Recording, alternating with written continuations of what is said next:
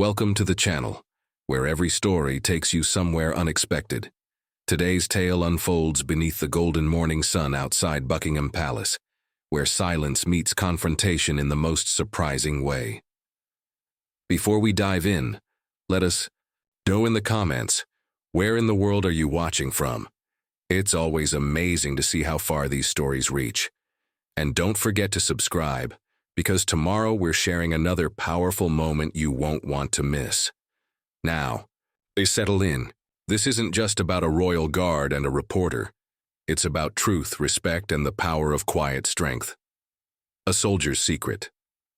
What was he hiding all along? It was a crisp September morning in London, the kind that paints everything in soft golden light and invites quiet reflection.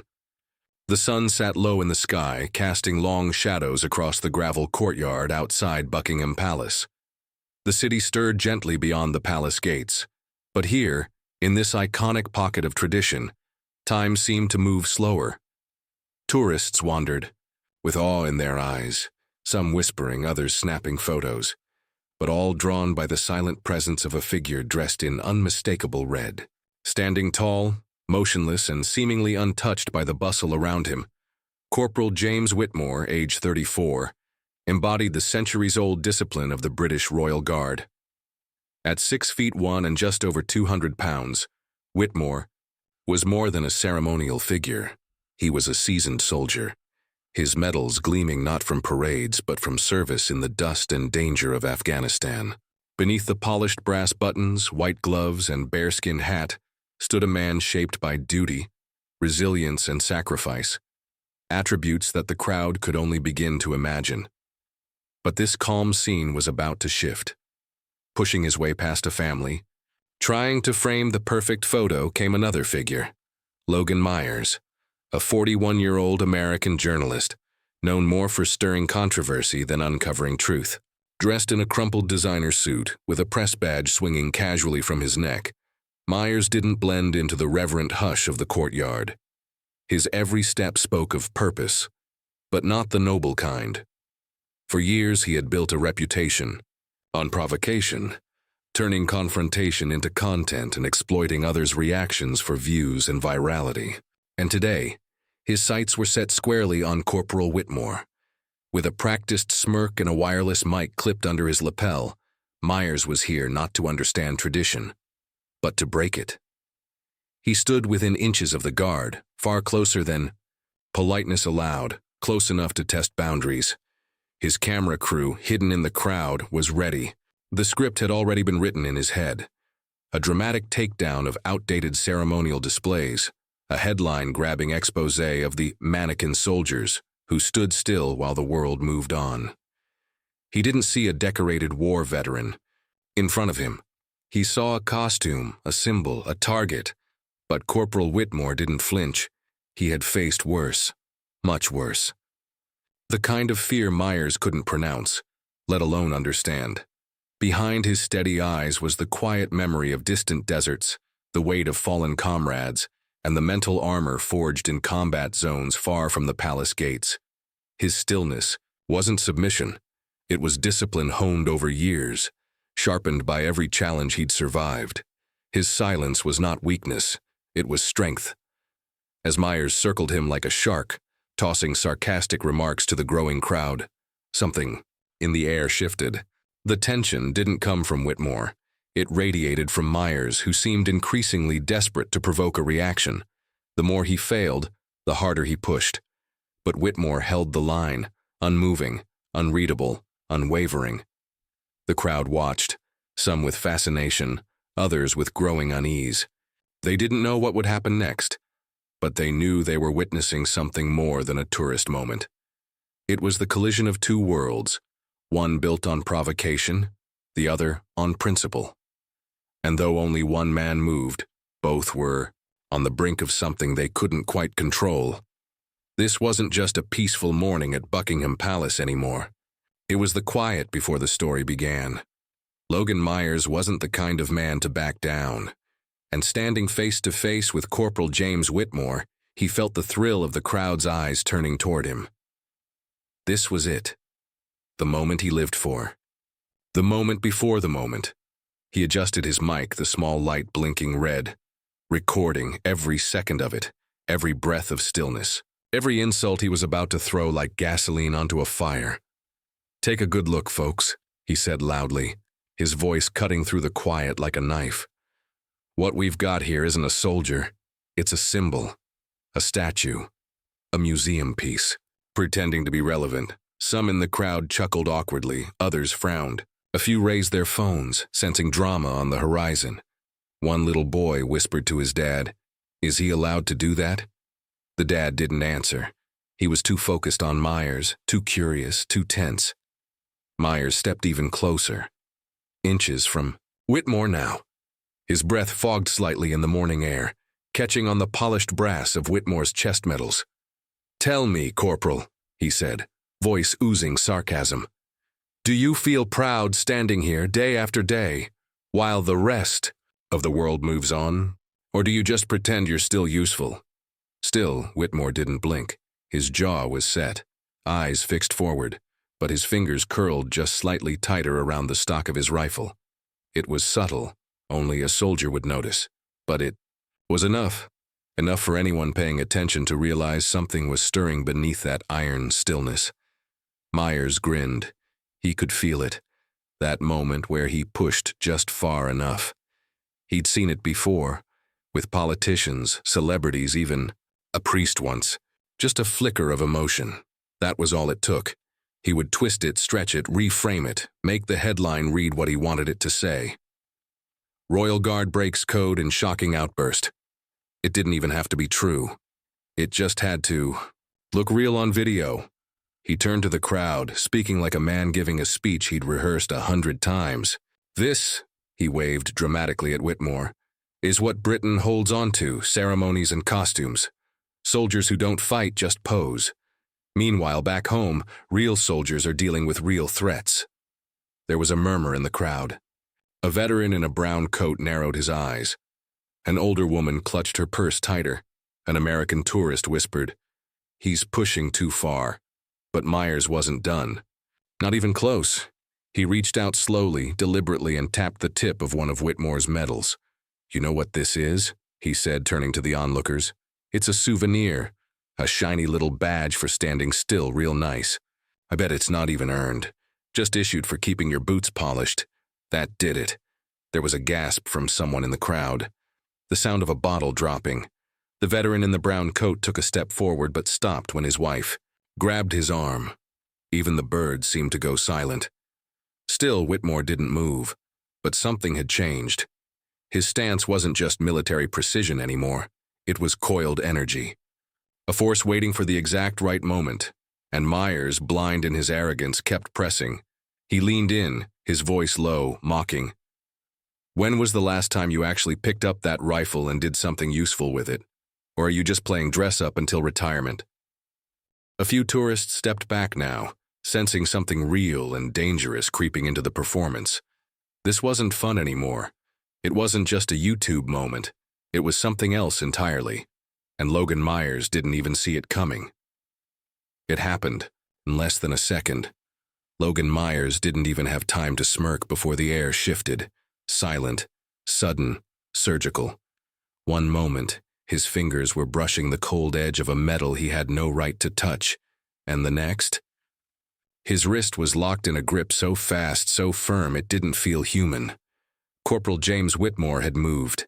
The crowd gasped, phones dropping, mouths opening, but no one saying a word. The silence didn't feel empty now. It was heavy, loaded. The kind that comes right before something changes. Logan froze. Not because he wanted to, but because he had no choice. Whitmore's hand, gloved in white, didn't shake. His posture hadn't broken. Not really. He still stood tall, eyes forward. But now his voice cut through the morning like steel being drawn from a sheath. "Since you're so eager to understand reality," he said, quiet and firm, "let's start with the truth." His grip was tight but not violent. Controlled, trained. The kind of hold that spoke of battlefield discipline, not parade ground theater. Myers blinked, stunned. You can't touch me. I'm press..." "You're a provoker." Whitmore, Interrupted. Voice steady. One who mistakes cruelty for courage and ego for truth. The words landed harder than any shove would have. Whitmore's eyes finally moved, locking onto Myers with a gaze that didn't burn, but cut. Cold. Focused. Unblinking. It wasn't anger, that would have been easier to deal with. It was something far more dangerous. It was composure. You mocked this uniform, he continued, letting the crowd hear every word. Called it a costume, a show. But the last time I wore it, he glanced down at his medals. It wasn't. For tourists. It was in a desert half a world away where my men bled and my friends died. The crowd was dead silent. Even the tourists who had laughed nervously earlier now stood with cameras lowered, eyes wide, breaths held. Myers tried to pull away. It didn't work. You touched these ribbons like they were decorations, Whitmore said, his voice growing, colder. Each one is a grave I carry, a name, a memory. You don't earn these by standing still. You earn them by standing your ground. A younger soldier in civilian clothes, who had been quietly watching from the crowd, stepped forward. Now, his face was tight, fists clenched, eyes fixed on Myers. The kind of look soldiers give when someone disrespects the fallen. And still, Whitmore didn't raise his voice. You came here for a performance, he said. But this isn't a stage. This is a post, and my duty isn't to entertain you. It's to represent something far older, far deeper than your shallow sound bites will ever understand. Myers's face was flushed now, eyes darting around, looking for support, for a way out, for someone to tell him he was still in control. No one did. You wanted to prove this is just for show, Whitmore said. But let me make one thing clear. He released Myers's wrist. The reporter stumbled back half a step, surprised to be free, surprised at the force he no longer had any power over. This isn't ceremony, Whitmore said, returning to attention in one smooth, practiced motion. It's sacrifice, discipline, history paid in blood. And today you didn't expose that as weakness. He locked eyes with him one final time. You reminded us why we still need it. And with that, Whitmore went still again. Back to his post, back to silence, back to the image of a soldier who never moved unless he had to. A man who spoke with actions, not performance.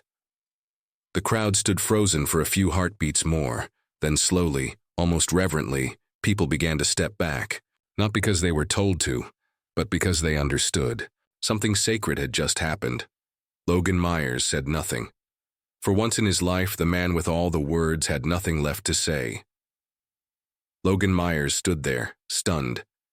His wrist still tingled where Corporal Whitmore had gripped it. Not with anger, but with authority. The kind you didn't question. Not unless you were foolish or desperate. And right now, Logan Myers was both. He glanced down at his phone, then up at the crowd, hoping to find a way back into control. Maybe a quick remark, a deflection, something to make this look like part of the plan. But his voice had dried up, and the camera he always performed for wasn't looking at him anymore. It was looking at the soldier. That's when another voice broke through the silence, calm, older but heavy with something deeper. You've done this before, the man said. An RAF veteran, maybe late 60s, stepped forward through the crowd. His uniform jacket was neatly pressed, but the campaign medals on his chest weren't. For show. Afghanistan, Iraq, Falklands. His posture said more than his age. This man had seen things, and he didn't flinch easily. You twist people's words, he continued, speaking to Myers like a teacher correcting a student. Turn quiet pain into loud outrage. You take what's sacred and bend it into something cheap, just to make headlines. Logan's expression faltered. He started to respond, but the older man raised a hand. Not threatening, commanding. August 2023, the veteran said evenly. You ambushed a widow outside a memorial. Cut her quote about her husband's pension. Made it look like she blamed the military, the crowd murmured. Whitmore didn't move, but his eyes tracked Myers again. She had to move her kids. Got death threats after your video went viral. You remember that? Logan's mouth opened. then shut again. His face was pale now. And December, another voice called out. Younger, firm, unmistakably military. The off-duty British soldier from earlier stepped forward, his phone still recording. You ran that story about the homeless vet in Texas, called him a con man. Turns out he had a silver star, earned in Baghdad while you were writing blogs from a hotel in D.C. Logan took a shaky breath. That was taken out of context. So were their lives, the young soldier shot back. The crowd was turning now, not away from Logan, but toward him. Faces that had been amused earlier were now hard, quiet, judging. March 2024. The words came from Whitmore himself, finally. Breaking the silence again. You edited footage from a joint Marine exercise. Said it showed abuse. 3 soldiers lost their careers before the truth came out. Every word was delivered like a court sentence. Short, sharp, inescapable. You built your career by starting fires and walking away before anyone noticed who lit the match, Whitmore said. But today, you got caught holding the lighter. Myers tried to force a smile, the smirk he always used when cornered. This is harassment of the press, he muttered, but it sounded weak. Thin. Even he didn't believe it. No, said the RAF veteran. This is accountability. Logan's hands shook. He went for his phone, but the young soldier raised his own, red light blinking. Already recording, every word. And in that moment, it hit Logan harder than any headline he'd ever written. This wasn't a scandal for someone else. He was the story now, not the clever reporter, not the truth seeker. Just a man stripped of his performance, exposed by the very people he tried to humiliate. Whitmore didn't move. He didn't need to, because the damage had already been done, and for the first time in a long time, Logan Myers was out of words. For a long moment, the courtyard was silent. No shouting, no defending, no clever spin, just the weight of truth. Heavy, undeniable, sitting right on Logan Myers' shoulders. The reporter, once so smug and certain, now looked like a man who had run out of exits. His tie was crooked, his voice had vanished, and his entire act, built over years of manipulation and media games, had crumbled in front of a silent crowd and one immovable soldier. Corporal Whitmore slowly released his grip, his hand steady, his posture still perfect. He didn't need to hold the man anymore. The truth had done that job for him. Logan stumbled back, not dramatically, just enough to know he wasn't in control anymore. He reached into his pocket again, likely for his phone, but paused halfway, because he knew there was nothing to save. I have rights, he said finally, almost whispering. You can't just...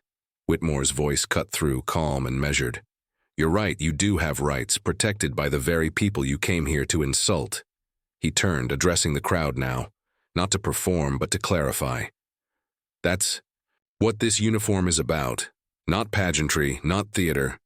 It's about showing up, even when it's hard, even when it's thankless, even when people like him, he nodded toward Myers, tried to tear it down.